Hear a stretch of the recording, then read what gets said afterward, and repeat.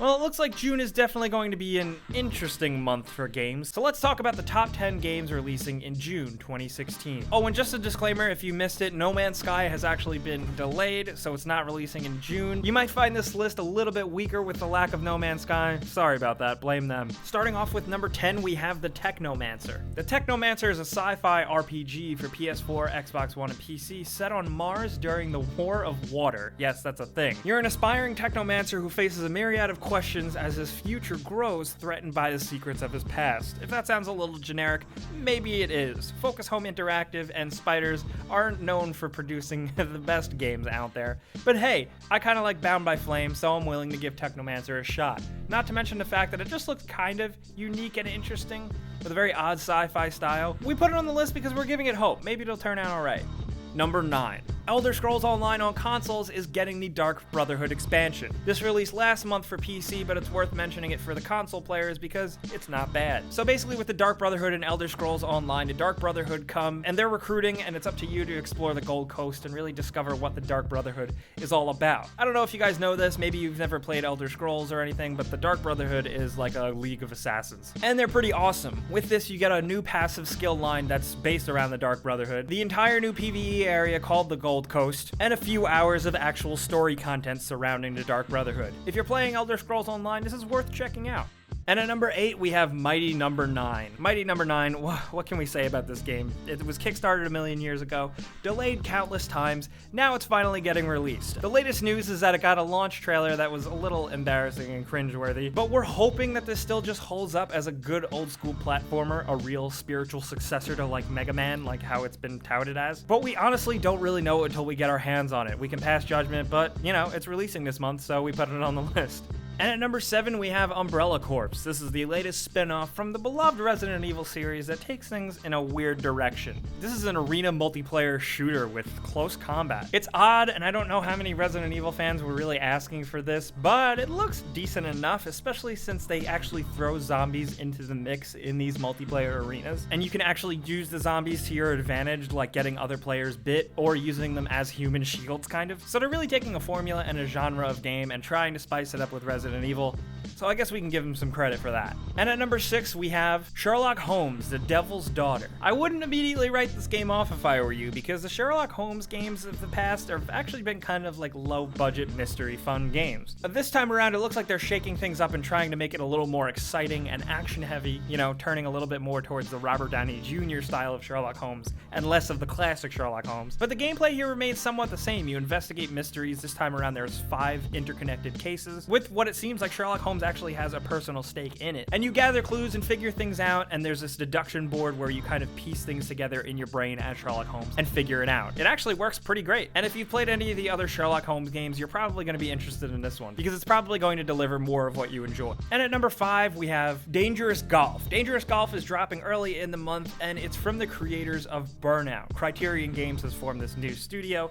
and have made a game that actually makes me want to play a golf game. I'm not a fan of golf games at all, but Dangerous Golf just looks like genuine, downright fun. The game has 100 different miniature golf style courses where you just kind of have to wreck shit. The object of the game is to get the ball in the hole, but also to destroy everything you can and score extra points. There's all kinds of wacky stuff like dirty bathrooms, exploding gas stations, fire, rockets, glass, smashable tables, walls, everything. There's so much crazy stuff going on here, and it's just so weird that I'm definitely curious. So that's why it is definitely earning a spot on our list.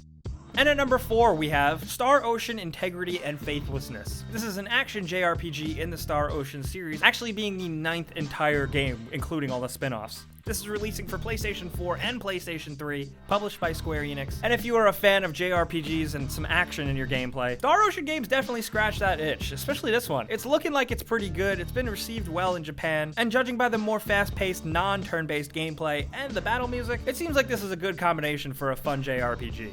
And at number 3, we have Dead by Daylight, a multiplayer 4 versus 1 horror game where one player gets to play the role of the actual killer, like from a horror movie, and the other 4 players play as survivors. This time around, of course, being in the typical horror fashion, young, scared teenagers. The thing here is that the teenagers can actually use the environment to their advantage to outsmart this killer. But of course, you being the killer, you have your own advantages. There's a lot of other games right now releasing like this. Friday the 13th is getting its own asymmetrical multiplayer game, but this one just seems like it has the ideas down right, and visually visually, it looks pretty awesome. The cool thing here, though, is that the game appreciates horror, so you don't just get to play as a slasher killer, you can play as more of a paranormal entity type of thing, and you have different ways of killing your prey, all in a first-person perspective. It's also worth noting that all the levels are procedurally generated, so nothing is ever the same, so you'll probably get a lot of playtime out of this, especially if you're going to be playing with friends. There's a decent amount of progression here to warrant playing, and there is a little community excited for this game, so I think it might be worth checking out on PC. And at number 2, we have LEGO Star Wars: The Force Awakens. Hey, are you sick of LEGO games yet? Well, hope not, because The Force Awakens is getting one. This looks like another fun LEGO Star Wars game in typical LEGO game fashion. You get to play through the events of Star Wars: The Force Awakens, and the game is actually apparently going to fill in little story details here and there that weren't quite fleshed out in the movie. So at least for some Star Wars fans, there might be a little something extra for you, besides just another LEGO game. There's also going to be a season pass, and I think it's kind of funny and notable that you get to unlock Jar Jar Binks and Mace Windu with the season pass, which is like, you want to pay money for Jar Jar Binks? But then on the other hand, there's also a spin-off quest for Poe Dameron called Poe's Quest that could be a lot of fun, telling a little side story about our favorite new pilot. Let's be real, if you like Star Wars, you're probably going to be checking this out. And at number 1, we have Mirror's Edge Catalyst, finally getting a release. Fans have been asking for another Mirror's Edge game forever, so I think it's pretty cool that we're finally getting our hands on this. This time around, fans are getting a lot, with multiplayer, new emphasis on combat, and some restructuring around it. You're not going to be able to use any guns, but believe us, that's actually a good thing. You could probably tell just by watching that the visuals are pretty amazing. Graphically, the game has improved since the original, and not to mention the fact that you're getting a more open world style gameplay this time around. It also seems like they're emphasizing story and really fleshing out Faith as an actual character, so I'm curious to see where they're going to take it. I was a diehard fan of the original Mirror's Edge, so I cannot wait to get running with this one. See what I did there? Sorry. So guys, those are the games of June 2016 that we think are worth talking about. We also have some bonus games including Hearts of Iron 4, God Eater Resurrection, and Odin Sphere Life's Thrasier. I don't know how to pronounce that, sorry. Those are the games releasing. Once again, No Man's Sky is not here because it was delayed and it is sorely missed. But we do want to know from you guys in the comments what games you're going to be playing in June. Do you care about any of these games? It's definitely a weird month, but I can't wait to get my hands on Dangerous Golf. Let me know anything you want about any of the games releasing down in the comments below. We want to talk with you guys. You also know the deal. If you learned about any games this month, clicking the like button helps us out. We appreciate it so much. And if this is your first time here, subscribing is a good idea because we put out videos like this every single day. But as